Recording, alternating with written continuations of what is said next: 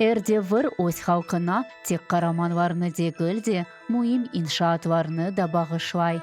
Қадимей кезлев 2500 ел içinde ичат етілген тарихи абиделернен зенгіндір. Шубесіз ки, оның гізлі соқақлары, eski evçikleri, kuyuları, camileri, atlı deniz dalgaları hem kuvançlı hem de kederli vakalarının şahı oldu. Evvel ezelden bu yerde öz ömür tarzı, adetleri hüküm sürgen. O vakit her şey bambaşka olgan. Eski divarlar susıp dura. Ama yapabilse çok şey hakkında hikaye eterdi. Çünkü bu canlı tarih. Bu taraflarda daha çok türlü efsaneler yürümekte. Hala da Orta Asır'ın bazı sırlarını saklap gelmekte.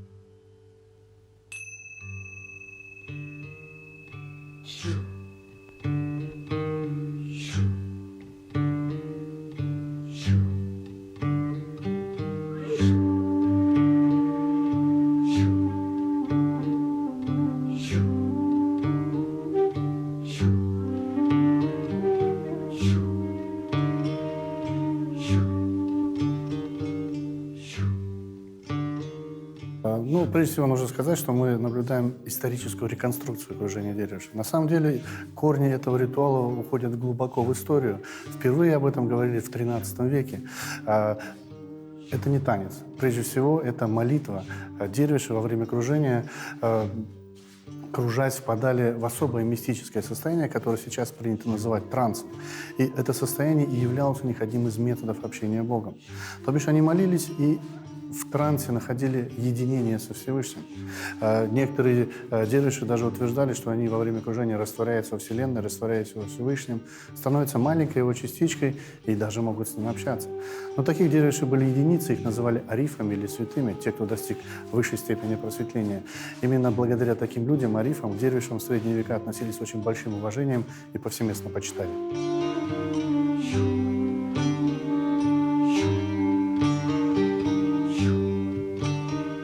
Adettince dervişler tekiyesinde dervişlerinin çokusu öz ibadetlerini getirip olamağanlar. Birden tekiye içinde en çok 5 adam olgan. Dervişler aylanığı 2-7 saatga kadar devam etebilgen. Seyahatta adet üzere dervişle beraber 1 ya da 2 talebe olgan. Dervişler tekiyesi küm ve ne vakit temel koyulğanı hakkında şüphe doğurmagan malumat yok. Fars dilinden tekiye ibadethane gibi tercüme edilir. Yani bu Mevlevi adlı Sufi ordeninin ibadethanesidir. Belli ki her bir ordende öz adetleri olgan. В каждом ордене есть свои обряды построения Чилихане. Накшбанди, Руфаи, Мевляна. Каждый имеет количество келей. Поэтому 18-19 число, которое в Коране говорится об этом числе, именно такое количество келей относится к суфийскому ордену Мевлеви. Мевлеви в переводе с персидского означает «наш господин». Так называли в середине XIII века звезду восточной поэзии Джалалиддина Руми. İş şunda ki, aynı Celalettin Rumi'nin şiirleri Sufi felsefesini aks etken, adamның адамға münasebetini, adamның insaniyetke münasebetini göstergenler. Sevgiden başka Sufi'de bir şey yok dep sayılgan.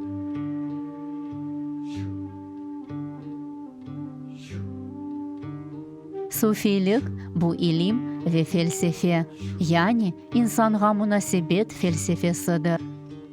Дервиш ise бу илимнің хизметчисыдыр. Дервиш фарс тілінден фукаре кебе терджиме етіле. Амма гонлюзенгін, ниетлері ise теміз, тамырлары асылзаде оған. Бүтін байлықларыны қаудырып, Аллахқа хизмет етмек үшін өзіні бергенлер. Дервиш посвящал свою жизнь служению только Всевышнему. Он любил Всевышнего, он боялся Всевышнего и подчинялся только Всевышнему. Он не подчинялся ни султанам, ни правителям, ни богатым. То есть это был независимый человек от земной жизни. Знаете, если прикосновение дервиша для султана, это было честью. Если дервиш переступал порог какого-нибудь дома, это было тоже честью. То есть дервиши приносили благоденствие, богатство в тот дом, куда они приходили.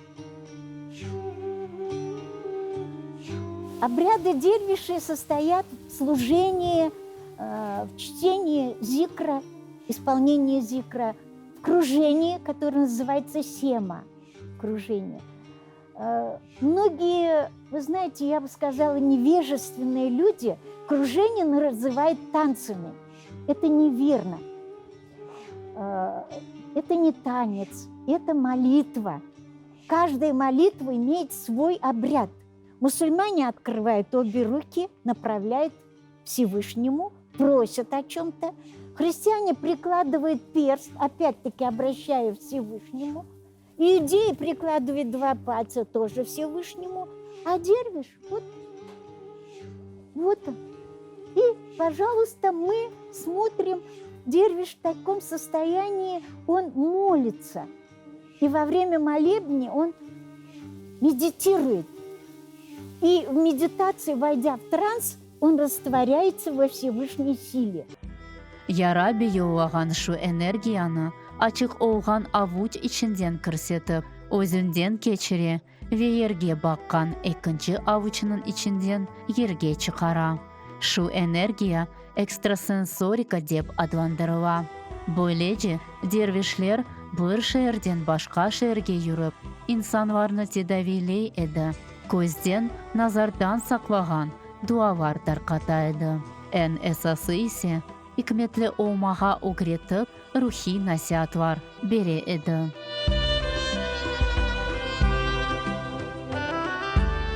Орта асырларда бүтін Қырым шehirlerinde, Бuyuk көйлерінде біле өз суфи текиелері olған. Текие camiler yanında yapılaydı. Böyle yerler Koçe, eski yurt ve Karasu Bazar'da olған. Onun yanında hayırsever müesseseler, başlangıç mektepler ve fukare adamlar için aşhanelerini kurgan var. Kırım Hanlığı devrinde çeşit türlü ordenlerinin 22 sufi ibadethanesi olған. Кезлевнің özünde ise 3 tekiye бар еді. Kırım Hanları arasında da sufilik muhlisleri, yani tarafdaşları olған. Misal olarak 4. Mehmet Geray, 1. Selim Geray, 2. Menli Geray bellidir. İbadethanenin unikalliği şunda ki, o ilk görünüşünü sakladı. Bu 4 haneli temelde turgan 8 köşeli inşaattır. Her 8 köşeli tarafında 2 pencere var. Gün devamında олар невбетынен binanı yarık ile yaraştıralar. Архитектура достаточно интересна. Если вот посмотреть снаружи, а потом зайти внутрь, складывается впечатление, что вы попали в другой объект. Дело в том, что храм изнутри купольный, и складывается ощущение, что он изнутри намного больше, чем снаружи. Здесь классическая, скажем так, восточная архитектура. Вот эта часть, которая пристроена снизу, это как раз тот отдел храма, в котором находится келья, челяхане. Они строились для того, чтобы дервиши после кружения, после общения с Богом могли уединиться, помолиться, пообщаться со Всевышним. А центральная часть была именно сделаны для того, чтобы там проходило таинство общения с Богом. Тепеден бақсан, бина шемсиеге ушап келе. Техники тарафтан пектегіз ведоғру құрылған. Атта бұл күнге қадар қазаи ауда буынған иншаат деп сайылмай. Абидеви ведоғру технологияда yapılған. Күббе шекліндегі эсас дамы, Бөйік зауның этрафында ерлешкен 19 чиллехане бинаға өзгінлігіні бағышлай. Чиллеханелерге дервишлер өзу қалмақ үшін кіргенлер. Әрбір чиллеханеде өз ғайреті бар деп сайылмақта. Бірісіне кірсен савандыра, башқасына кірсен өзіні ойледе хош дуясын, чықмаға біле істемейсін. Бұсыз вешу чиллеханенің ғайреті келішкені ақында икәйе әте. Ибадетханенің баш кіріш ерінде ақреплер юрішіне қаршы кеткен чиллеханелерні сақ тарафтан солға сайсаңыз, өзіңіздің сиырбас сайысыңызны білерсіңіз. Айны шу сайда мұйым шәйлер, вақалар олмалы деген мистик фікірлер халық арасында юре. Біраз вақыт кечкен сон, текиеге комшылыққа жами ве медресені құрдылар. Шукурула Эфенди адыны ташыған жұма жами 17 асырның ортасында құрылғаны ақында малюмат бар. Шымды жаминің минаресі эшілді, диварлары сақланды, дамы исе яныдан құрылды. Зал чешіті де саде ведерт көшелі иншаат. Бинаның құрылыш системасы сейсмик дұрғын yapılған. Бина өзі саде олса да, минаресі ақында çok acayip efsanелер юрмекте. Дело в том, что он пережил несколько землетрясений и даже пожар. Вот когда горел, местные жители сбежали для того, чтобы попытаться потушить. И увидели необычное явление. Часть минарета была покрыта такими яркими серебристыми потеками. Но в 18 век люди достаточно религиозные, сразу же делают соответствующие выводы, что это нечто сверхъестественное, что это какое-то знамение. Многие даже стали поговаривать, что это серебряные слезы, что минарет плачет, сожалея о случившемся. Хотя этому явлению на самом деле есть рациональное объяснение. Секрет кроется как раз в технологии. Дело в том, что когда делали кладку, по спирали сверлились вертикальные отвесы. Это по полметра глубиной и по 7-8 сантиметров в диаметре. И туда вставлялись металлические ригеля, которые укрепляли конструкцию. Чтобы они не болтались, их заливали расплавленным свинцом. Но свинец боится термического воздействия, вследствие пожара частично расплавился и подарил такую интересную легенду про плачущий минарет. Бұл башташлар ise дервишлер текиесінің территориясында қадими қабристан ерлешкені ақында избат ете. Оларның пейда олған елі белі дегіл. Ама базы тарихи малюматларда башташлар та 9-13 асырларға айт олғаны қайт етіле. Сабық медреседе әнді Қырым татар қавмият музейі ерліші. Анда milli esnaf, ev donatma eşyalar, urba vesilelarını görmek mümkün. 19. asırın ortasına ait olan Kırım Tatarlarının odasında takdim olunған turmuş eşyaları ayrı ruhni bağışlay. Sanki bu yerinin tamır halkı geçmişten canlanıp öz evlerine kayta ve eski kezlerde, kenede ömür devam etmekte.